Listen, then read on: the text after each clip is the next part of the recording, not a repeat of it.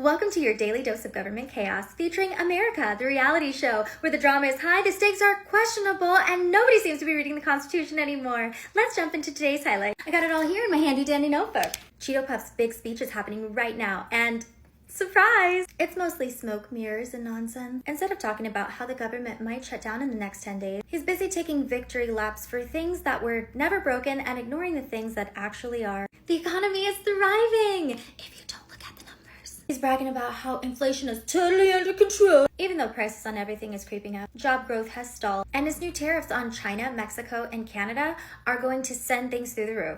But hey, why talk about it when we could just scream America first? Government shutdown, never heard of her. Congress is still in a budget standoff, but Cheeto Puff is of course acting like he had nothing to do with it. House Speaker Mike Johnson is trying to duct tape a stopgap bill, but Republicans can't even agree with themselves. So things aren't looking great. Instead of offering solutions, Cheeto Puff is just blaming the media, the Democrats, probably even the cast of Sesame Street. But I digress. Federal workers? What federal workers? The mass firing is continuing, with government employees being shown the door, while Cheeto Puff is calling it draining the swamp.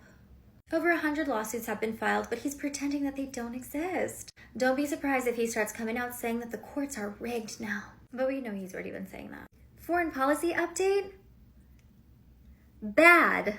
Even though that meeting with Zelensky ended in disaster, he's trying to say that it was the greatest deal of all time. Meanwhile, our European allies are side-eyeing the US like an unstable ex that just texted, "Hey, you up?" at 2 a.m. The military is stronger than ever, except firing all the top military personnel. But don't worry, Cheeto Puff said our military has never been stronger, so we could take his word for it. Polls say Americans are worried. Cheeto Puff says they're all fake news. Public opinion is tanking, but instead of acknowledging that people are stressed about literally everything, he's just calling the pollsters liars.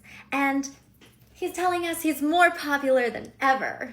And finally, the least shocking twist of the night. He will declare that America is winning, and he will take credit for the things that he had absolutely nothing to do with. Expect a dramatic ending, some heavy breathing into the microphone, for good measure, of course, and at least 3 rounds of applause from people who are obligated to clap. So to sum it up, the government is still on track to shut down, jobs are vanishing, international relations are a disaster, Republicans are rewriting the rules, Democrats are sitting on their hands, and Cheeto Puff is using every distraction tactic in the book. That way, he can avoid any accountability or responsibility. But sure, go ahead and tell us again how you fixed America. Tune in next time for your daily dose of government chaos. Or don't honestly.